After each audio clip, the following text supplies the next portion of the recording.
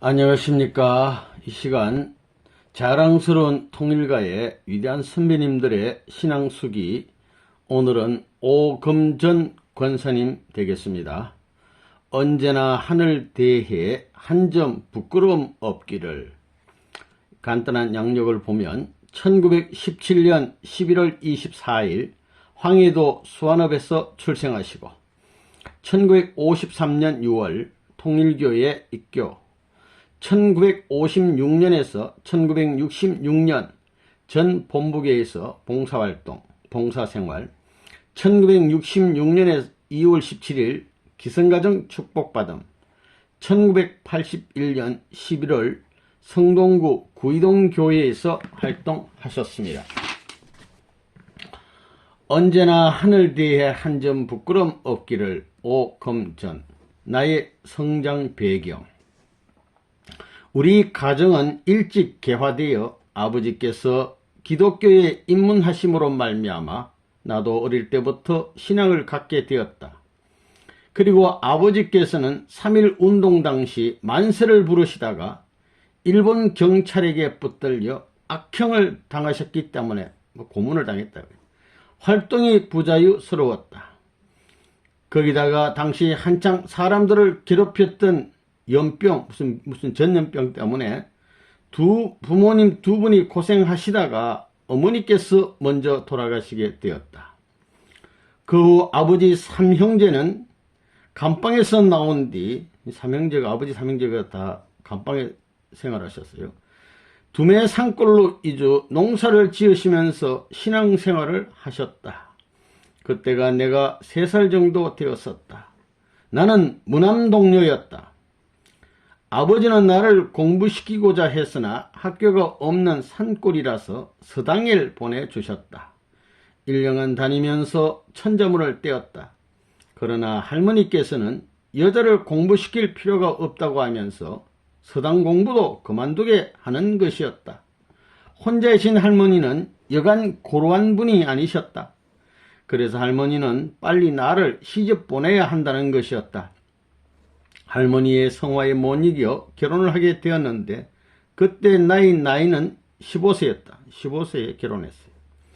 그 아버지께서는 다시 황주읍 내에서 새 어머니를 맞이하게 되었다. 그런데 아버지께서는 매를 맞으셔서 일제시대 때 감방에 가서 매를 많이 맞았기 때문에 52세에 돌아가셨는데 자신이 돌아가실 날을 꿈을 통해 알고 계셨던 것이다.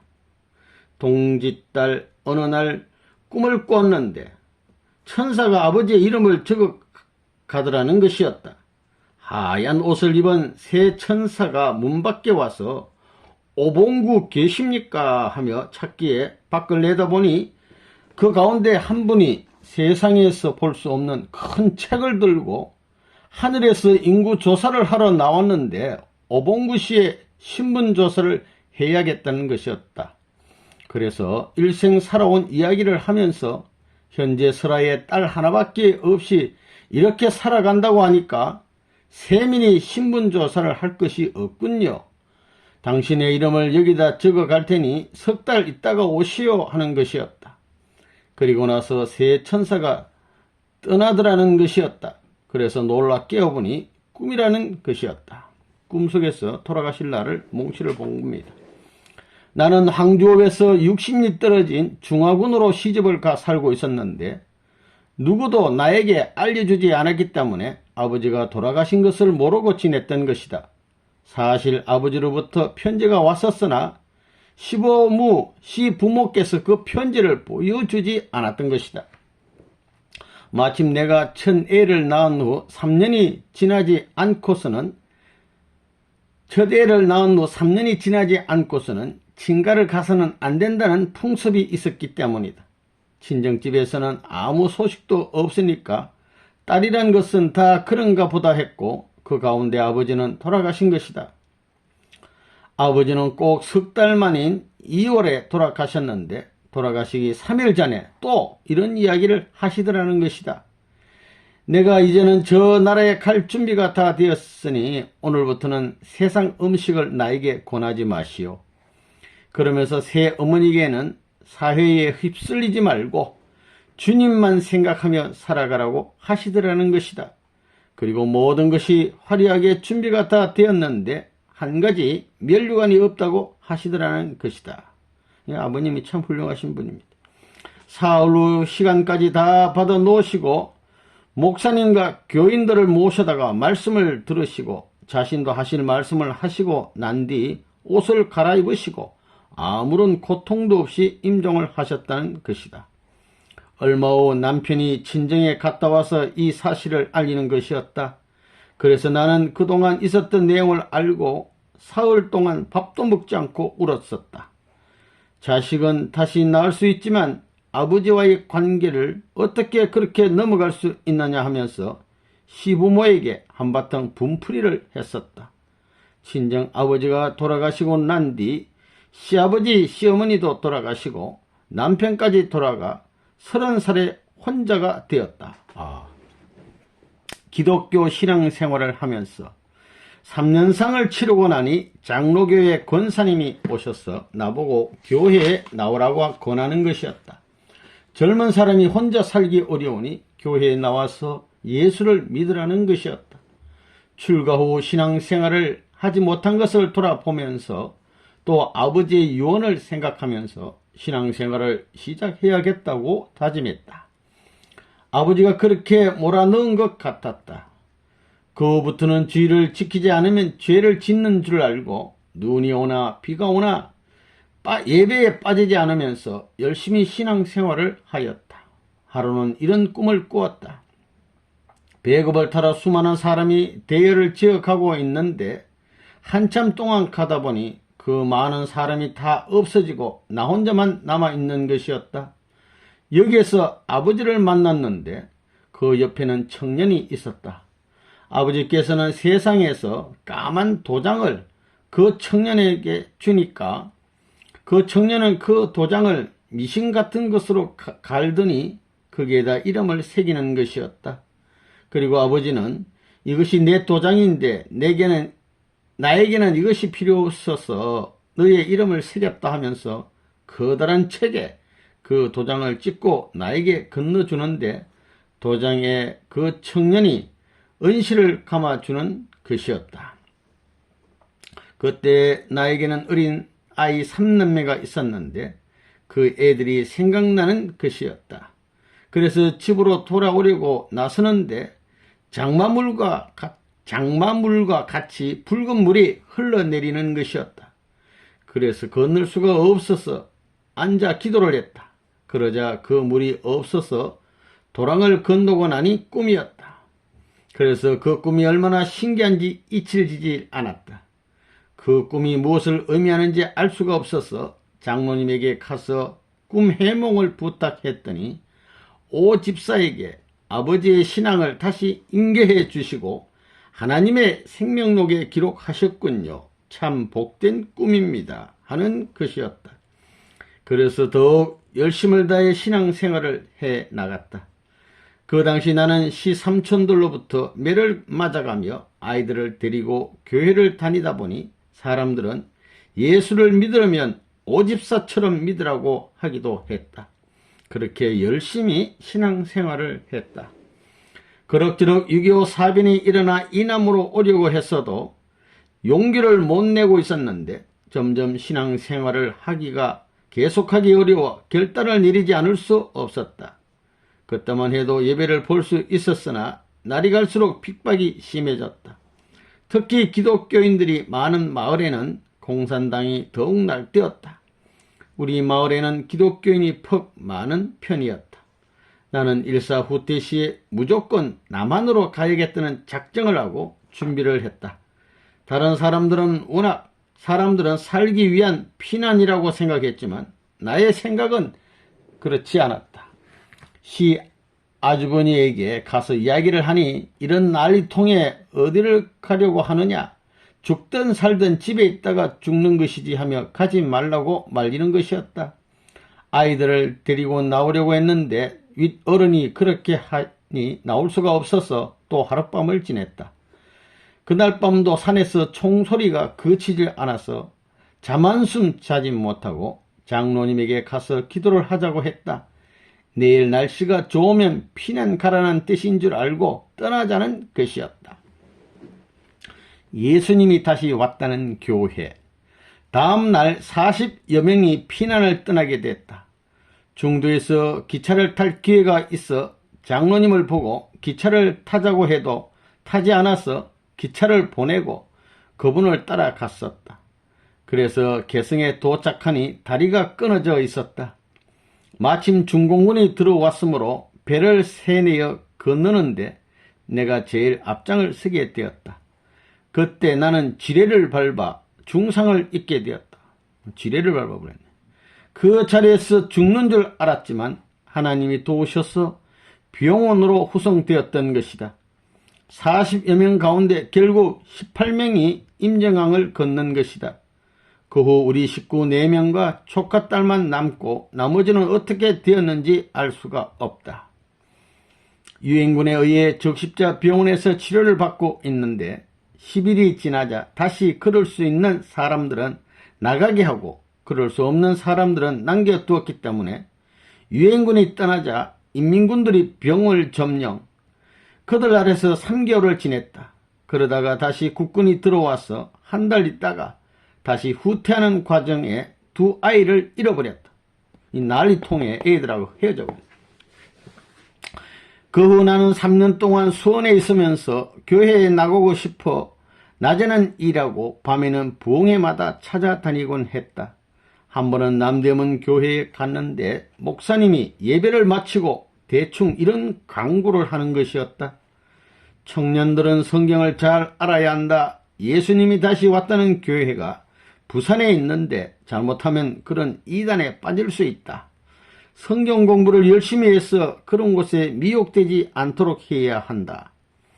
이상하게 목사님이 이런 간구를 하는데 나에게는 그것이 어떻게 들리느냐 하면 가슴이 철렁 내려앉으면서 예수님이 오셨는데 나는 모르고 있었구나 하는 식으로 들리는 것이었다. 그것이 내 마음이 아닌 것이었다. 간절한 생각이 몰아쳤었다. 전에 잘 믿던 권사님들이 준비한 사람들은 나팔 소리를 듣고 준비 못한 사람들을 듣지 못한다고 했는데 내가 준비하지 못해서 예수님이 오신 것을 모르고 있었구나, 큰일 났구나 하는 생각이 들었다. 모두 자기 교단이 옳다고 하니 누가 옳은지. 사실 나는 당시 이 교회에 저 교회를 다니면서 예배를 보았었다. 그래서 뒷자리에 앉았다가 직분을 맞지 않기 위해 예배를 마치자마자 집으로 돌아오곤 했었다. 이렇게 한 이유는 내가 시골에서 교회에 다닐 때는 장로교, 감리교회 등 교파에 대해서는 잘 몰랐는데 부흥회 할 때 가면 서로 상대 교단을 치는데 그것이 거슬리게 들려서 한 교회에 소속되고 싶지 않았던 것이다. 모두들 자기 교단이 옳다고 하니 무엇이 옳은지 알 수가 있느냐 하면서 돌아다니게 되었던 것이다. 나는 이 당시 3년 동안 하나님에게 3가지의 내용을 중심 삼고 기도를 했었다. 그 첫째는 하나님의 뜻이 이 땅에 이루어질 수 있도록 해달라는 것이었다. 둘째는 내가 죽을 상황에서 살아난 사람인데 이 남은 생애를 하나님의 뜻대로 살게 해달라는 것이었다. 셋째는 두 남매가 어디에 있는지 가르쳐 달라는 것, 즉 자녀를 위한 기도를 올렸다. 마침 황해도에서 같이 신앙을 하던 권사 한 분이 아는 사람 가운데 부산에서 회사를 경영하고 있는 분이 있는데 그분이 집안일을 돌볼 사람을 구하려고 하지만 마땅한 사람이 없다면서 사람을 구해달라는 것이었다. 당시 나는 조카딸과 막내를 데리고 있으면서 거동이 불편한 상태로 생활을 꾸려가고 있었다. 나머지 가족은 찾아볼 생각도 못하고 하루하루 벌어먹는 데 정신을 쏟을 뿐이었다. 사람들을 구해보니 모두들 부산까지 갔다가는 가족까지 잃어버린다면서 안 가겠다는 것이었다. 결국 권사님은 직접 나에게 내가 가면 어떻겠냐고 하면서 간청하시는 것이었다. 그러나 내 마음대로 살아왔고 또 신앙을 자유롭게 한다는 차원에서는 남의 집에 들어가기가 어렵다고 했다. 즉 잘 살고 못 사는 것이 문제가 아니라 신앙생활을 잘하고 못하는 것이 문제라고 했다. 그러나 권사님은 거기에 가서도 마음대로 신앙생활을 할 수 있을 테니까 꼭 갔으면 좋겠다고 부탁을 하는 것이었다. 그래서 나는 그 문제를 놓고 3개월에 걸쳐 기도를 했었다. 그러고서도 가지 않으니까 편지가 오고 전보가 오는 등 야단이 난 것이다. 그래서 결국은 이런 기회에 가족을 찾아야겠다는 생각으로 3월 4일 부산을 향해 떠났던 것이다. 그런데 이상한 이야기가 들리는데 이덕삼시 댁에서 이요한 목사님이 오셔서 원리 강의를 했다는 것이었다. 나를 전도하신 분이 지혜껏 이야기를 하는데 내가 기성교인이라고 하니까 자꾸 나에게 성경에 대하여 물어보는 것이었다. 그분과 나는 이렇게 성경 토론을 하면서도 그분은 간간히 예수님이 다시 오시면 한국으로 오실 것 같으냐 외국으로 오실 것 같으냐라고 하면서 기도를 해보라는 것이었다. 이렇게 이상한 말을 한마디씩 하는 것이었다. 그런데 그렇게 한마디씩 하시면 그것이 잊혀지지 않는 것이었다. 그래서 그곳에 한번 가보자고 하니까 나중에 갈 수 있다는 것이었다. 그런 이야기를 하고 난 뒤 피난민이 세운 영광교회에 나가서 묵상을 하는데 교회 안에 사람들이 모두 비루병으로 보이고 부산 시내를 내다보니 사람들이 모두 짐승으로 어떤 때는 모두 나무로 보이는 것이었다. 이상스럽게 생각하면서 집으로 돌아와서 그분을 따라갔다. 거기에는 그렇게 신령하고 사람의 마음을 꿰뚫어보며 집에서 말한 것까지 다 안다는 것이었다.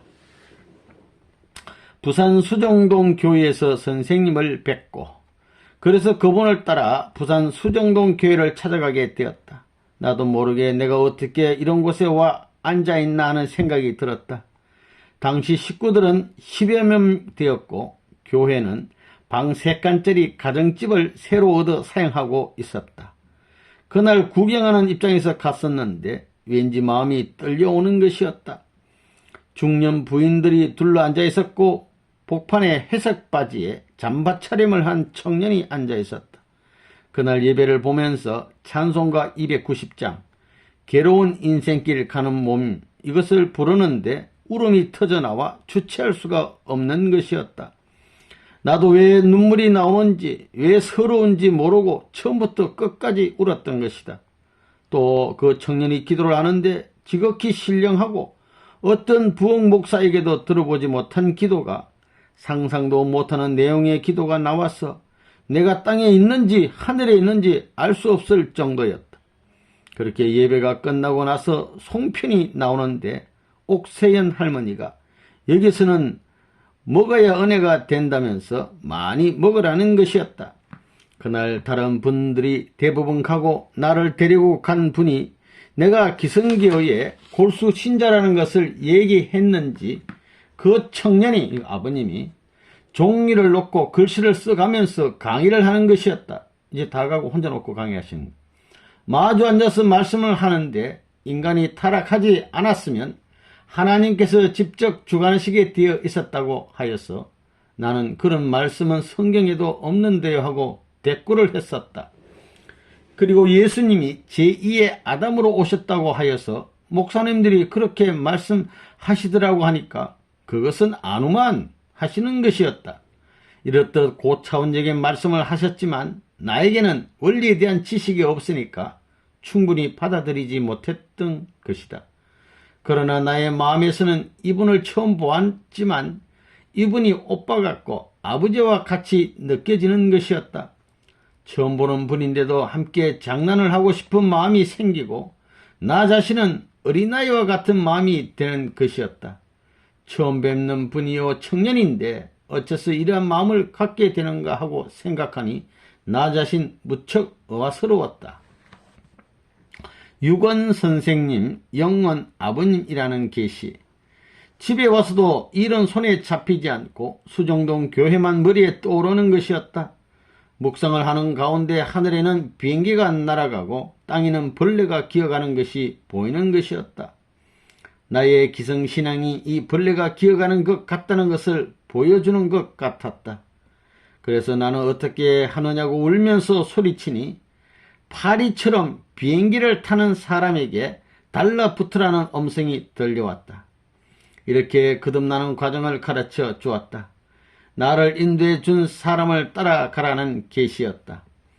다음 주일을 기다려서 교회를 찾아갔다. 혼자 비를 맞으며 찾아가면서도 바르게 찾아갈 수 있도록 해달라고 기도했다. 그리하여 어렵게 찾아가니 강 전도사님이 나에게 담요를 깔고 앉으라고 권하는 것이었다. 그래서 나는 담요를 깔고 앉지 않겠다고 하는데 그 사이에 그 청년 선생님이 들어오셔서 고집 센 사람은 은혜 못 받는다고 하시기에 얼른 담요를 깔았었다. 그날 또 그 청년이 저 아주머니는 말 안하고 잘 받겠군 하시는데 그 말뜻을 알지 못하고 묵상을 하고 앉아 있었더니 그때부터 계시가 내리는 것이었다. 사실 장로교회에 있으면서 3년 동안 기도 생활을 했지만 그런 역사가 일어나지 않았었다. 또 어떤 때는 하나님께서 나의 기도를 들으시나 안 들으시나 하는 의심도 했었다. 그 청년이 눈을 감고 앉아 계시는데 그 옆에 사진에서 본 예수님이 앉아 계시는 것이 보이는 것이었다. 말도 못하고 혼자서 이상하다는 생각을 하고 집으로 돌아와서 밤 1시부터 3시까지 기도를 했다. 냉수 목욕을 하고 다락방에 올라가서 기도를 하면서 하나님, 그 청년 옆에 예수님이 와 계시는데 그것이 무슨 뜻입니까? 하고 물었다. 그때 말씀이 예수님이 이루시려고 하시다가 못 이루고 가신 그 뜻을 그 청년에게 다 인계해 주신 것이다 하는 것이었다. 셋째 주에 다시 교회를 갈 준비를 하고 있는데 선생님이 계시지 않는다는 계시가 내렸으나 식구들이나 보러 가겠다고 집을 나섰다. 전차를 타려고 기다리다가 나도 모르게 기차를 그냥 몇 번 놓쳐버리고 나서 전차를 탔는데 거기서 성실씨랑 대신동 친구들을 만났다. 그 전에 전차를 기다리면서 미국 사람들을 보면서 그 사람 같구나 하는 생각을 하면서 서 있는데 음성이 들리기를 너가 찾은 선생님은 전에도 없었고 후에도 없는 우주에 다시 없는 한 분이다 하는 것이었다. 이와 같은 음성이 오전 10시 30분부터 시작하여 오후 3시까지 들리는 것이었다. 내가 이런 분을 어떻게 찾을 수 있었느냐 생각하니 기뻐서 울고도 싶고 웃고도 싶어서 내 몸을 부지할 수가 없었다. 정말 교회에 가보니 선생님이 계시지 않으셨다. 그때 이 장모님이 선생님이 안 계시는 것을 알고 왔지요 하는 것이었다.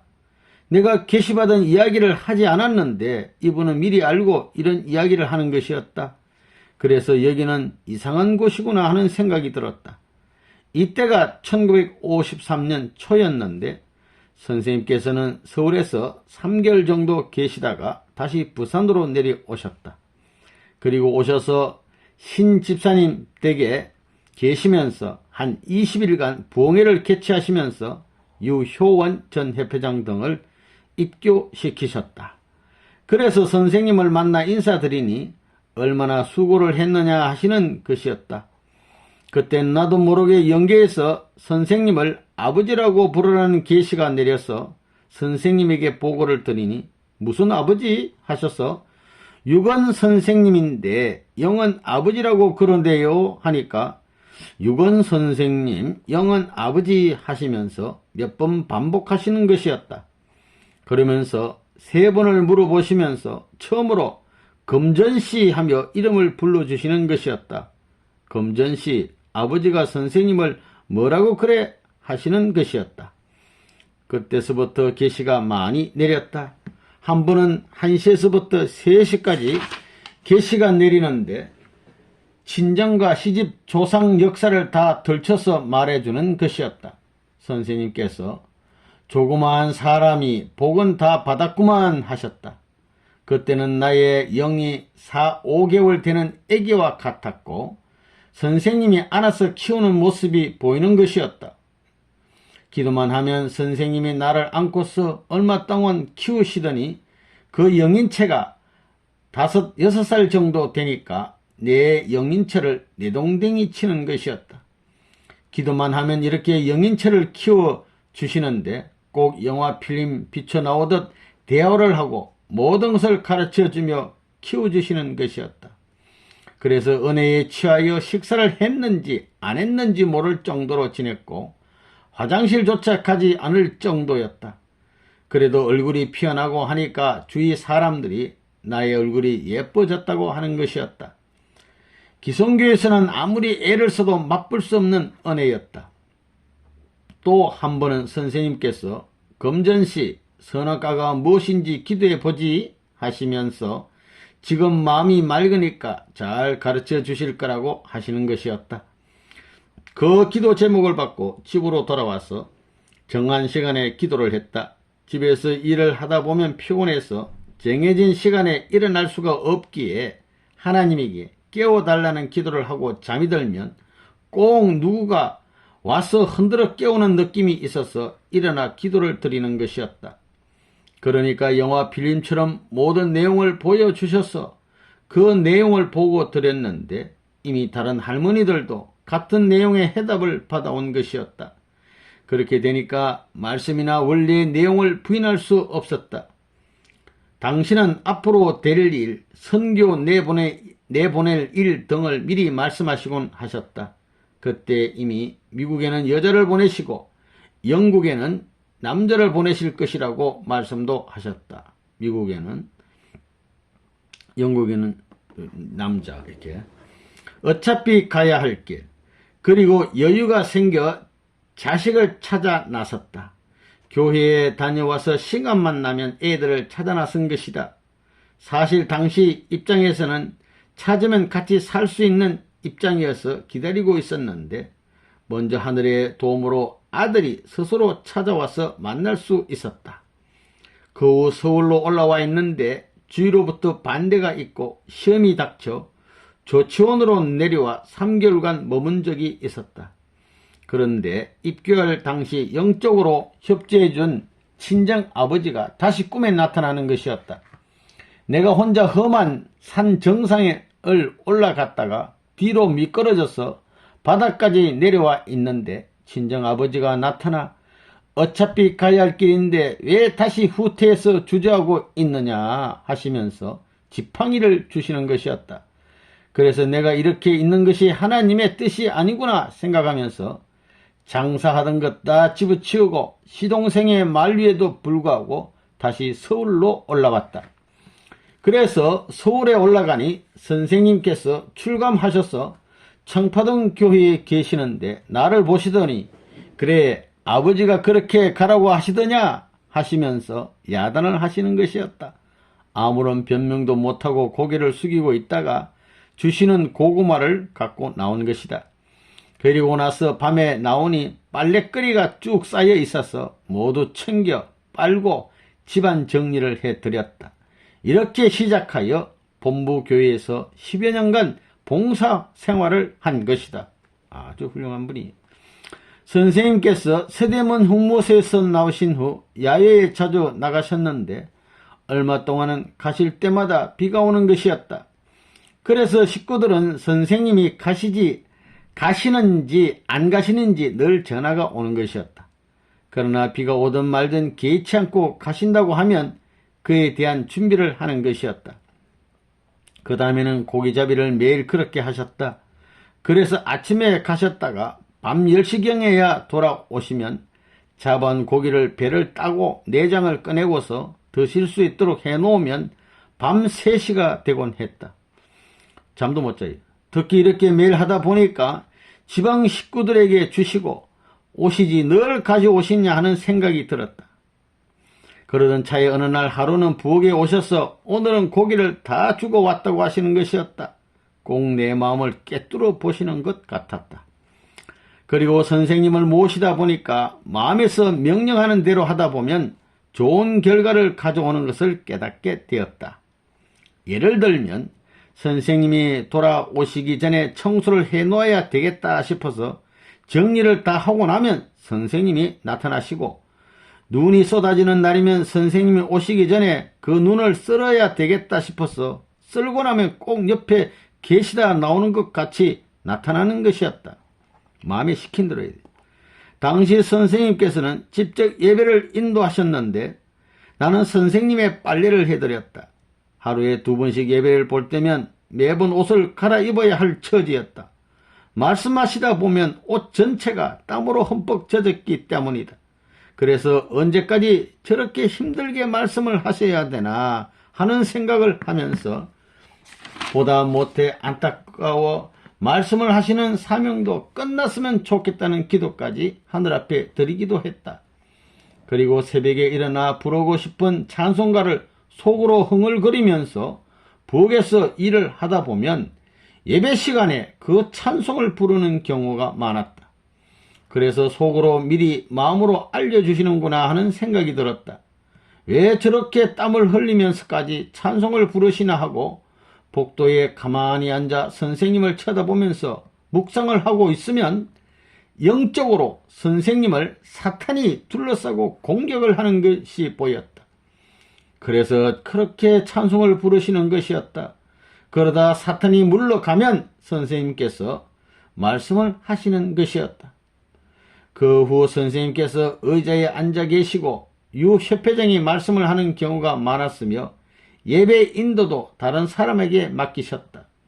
그래서 하루에 2번 옷을 흠뻑 젖도록 말씀하시는 것도 없어졌던 것이다. 본부 교회에서의 모심의 생활. 1960년 하계 40일 전도 기간이었다. 이 기간에는 식구들은 물론 선생님 야미분께서도 보리밥을 드셨다. 사실 나에게는 쌀밥을 해드리는 것보다 보리밥을 해드리는 것이 더 어려웠다. 더구나 어머님께서는 예진님을 임신하고 계셔서 보리밥을 해 올리는 것이 너무나 죄송했다. 이 어른은 부모님 식사를 부엌 살림을 10년간 하신 분이에요. 당시 생활이 넉넉하지 못했기 때문에 유효원 협회장에게 반찬거리를 살 돈을 타 가지고 와서 준비를 했었다. 그 다음 해에 또 어머니께서 임신을 하셨다. 그런데 그 해에는 어머니께서 복숭아를 잘 드셨다. 한꺼번에 4-5개씩 드실 때도 있는데 그것을 마련해 놓고 드릴 여유가 없었다. 그래서 어떤 때는 식구들이 나에게 준 돈을 아껴두었다가 사드리곤 했다. 자기 용돈을 가지고. 한 번은 내가 시장에 간 사이에 어머니께서 복숭아를 찾으셨던가 보다. 그래서 일하시는 분이 없다고 했던 것이다. 그래서 그 이야기를 듣고 빨리 가서 외상으로라도 사드리지 그랬느냐고. 없다고 하면 도리가 아니라고 이야기했다. 임신 중에는 어머니가 드시고 싶으시다기보다 아기를 위해서 그러시는 것이니 거절을 하면 안 된다고 했다. 그래서 어떤 때는 복숭아가 있느냐 하시면 무조건 예 있습니다 하고 청파 시장으로 뛰어가서 외상으로라도 사오는 것이었다. 한 번은 선생님께서 사흘 예정으로 남해로 고기잡이를 떠나셨다. 그런데 그 이튿날에 예진님이 방에서 나왔다 들어갔다 하면서 아버지 오신다 하는 것이었다. 그래서 나는 이 아기가 예서로 들리지 않아 유 회장님께 가서 돈을 타다가 식사 준비를 했다. 그렇게 준비를 마치고 나니 선생님께서 오시는 것이었다. 본부에서 여러 사람들이 선생님 진지를 해드렸으나 대부분은 오래 있지 못하고 자주 바뀌었다.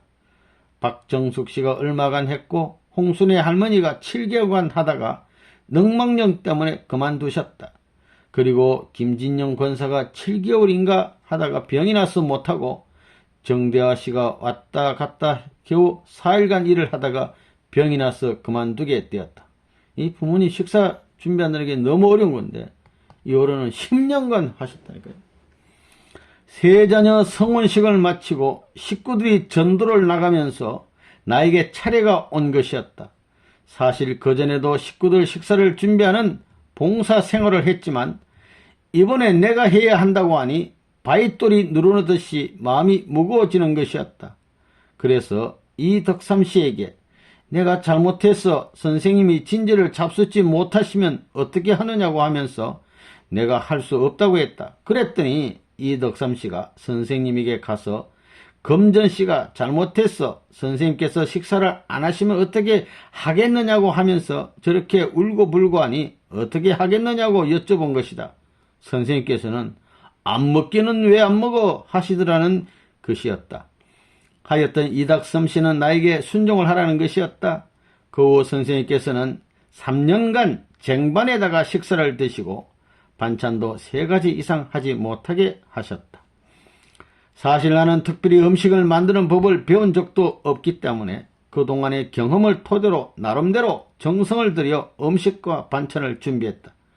그래서 내가 정성껏 준비해드리면 다 드시고 자기 계시 내린 대로 마음대로 이게 마음에 느낀 대로 준비해야 되는데 혹시 누군가 곁에서 이런 것을 해드려라. 그것을 선생님이 잘 드신다고 말을 한 반찬은 어떻게 아시는지 건드리지도 않는 것이다. 아버님 안 드셔요. 그리고 시장에 가서 꼭 마음에 드는 것이 있어 그것을 사서 해드리게 되면 다 드시는 것이었다. 또 상점에는 사람들이 없을 때라도 내가 들어가면 막 몰려오는 경우가 있는데 그럴 때면 다른 곳으로 옮겨가서 샀고 또한 애누리도 하지 않고 샀다. 선생님께서는 말씀을 하시다 보면 아침 식사를 12시를 넘겨 드시는 경우가 많았고 점심을 저녁에 드시는 경우가 많았다. 그 당시는 숯불, 연탄불, 석옅 곤로로 음식을 장만했기 때문에 음식을 데우기가 어려웠으며 또 언제 식사를 하실지 몰랐어 국을 불 위에 올려놓았다 내려놓았다 하는 경우가 많았다. 식을까봐. 혹시 식사를 하겠다고 하시는데 빨리 갖다 드리지 못하면 그냥 말씀을 하시기 때문에 식사 시간을 또 놓치고 마는 것이다. 식사 좀 됐나요? 뭐 아직 안 됐습니다. 그냥 또 아버님 말씀해 보니까. 그래서 언제나 긴장된 생활이 계속되었으며 혹시나 당황하게 되면 눈앞이 캄캄해지는 것이었다. 정신을 못 놔요. 언제나 부모님 식사 준비하느라고. 나는 선생님께서 식사를 잘 하시면 좋아서 밥을 먹지 않고 또 드시지 않으면 속이 상해서 먹지 않아. 항상 밥을 제때 먹어본 적이 없어요. 잘 드시면 좋아서 못 먹고 안 드시면 걱정해서 못 먹고 그러다 보니 신경성 위장병이 생겨 제대로 먹지 못해 물을 말아 먹거나 누룽지를 먹는 경우가 많았다. 고생한 거. 길을 다니면서도 아침을 해드리면 저녁에 뭘 해드리나 하고 항상 골몰하고 다니다 보니 식구가 지나가도 모르는 것이다. 만나는 식구들이 나를 툭 치면서 무슨 생각을 하느냐고 묻는 경우도 많았다. 그래서 어떤 식구에게는 사람을 보아도 본 척도 않는다고 하는 교만하게 보이는지도 모른다는 생각도 했었다. 시장에 가도 상점 아주머니들이 아니 아주머니는 뭘 그렇게 밤낮 우울해가지고 다니십니까? 명령하게 다니지 못하고 하는 이야기를 듣곤 했다. 이렇게 본부에서 생활한 지도 10년 세월이 흘렀다. 자식들에게는 어머니로서의 책임 다 못해. 그동안 이런 생활을 하면서 자식들에게는 어머니로서의 책임을 다하지 못했다. 내가 이렇게 지내는 것을 알고 고등학교에 다니는 딸이 방학이 되면 서울에 올라와서 나를 데리고 가려고 떼를 쓰기도 하는 것이었다. 나의 뜻을 이해하지 못했던 그는 엄마 혼자만 천국 가고 우리는 다 지옥 가라는 거야. 대전에도 통일교회가 있고 군산에도 있는데 우리를 다 내버리고 본부교회만 나가려고 하느냐고 항변을 하는 것이었다. 그러면서 우리들의 청을 들어주지 않으면 한강에 빠져 죽겠다고 한다. 부모로서 해야 할 책임을 못했기 때문에 그럴 적에도 나에게는 대답할 말이 없었다. 자녀들과 오랫동안 헤어졌다가 만났으면 같이 살아야 할 텐데 그러지 못하고 나는 나름대로 삼는 노정을 채우겠다고 하고서 한 해만 참아라, 한 해만 있으면 3년이 된다고 설득을 했었다. 그러나 나중에 와서는 아들은 한 해가 지나고도 안 오니까 우리를 완전히 버리셨지요. 이제는 술도 먹고 담배도 피우고 할 것입니다 하는 협박조의 편지도 보내는 것이었다.